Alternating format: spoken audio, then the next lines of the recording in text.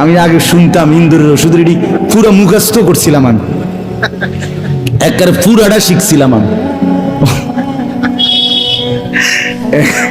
মাদ্রাসায় ছাত্ররা আমারে কইতো, দোস্ত কস না তুই একটু এডি, তা আমি এডি কইতাম।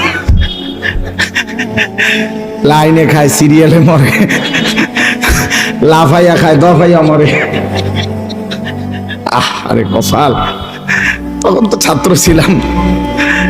আসলে ওই ছোটবেলাতেও এটা মানুষের একটা বিষয় আসলে, যে যেটা আল্লাহ তাআলার দয়ায় আল্লাহ তাকে যেদিকে নিবে তার ভিতরে ছোট থাকতে একটা মেজাজ থাকে। এটা আমি ছোটবেলাতেই যখনই বাজারে যাইতাম, ক্যাম্বাসাররা ওই ওষুধ বেচে যে এইডি শুনতাম শুধু, আমি অন্য কিছুই চাইতাম না কোনো সময়।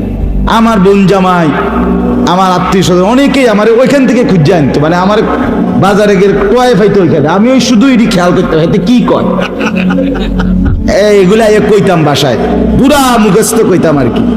এই যে ওষুধটা 4টা কাজ করে, হ্যাঁ আমাদের এই ফাইলটা আপনারা গান শোনেন, ফাঁকি দিয়ে একটু খেয়াল করেন যে ওষুধটা 4টা কাজ করে, এইডি কইতাম, মানে শিখতাম আর ওই যে বলার একটা কি ছিল, তখনই স্পৃহা ছিল, মানসিকতা ছিল আর কি।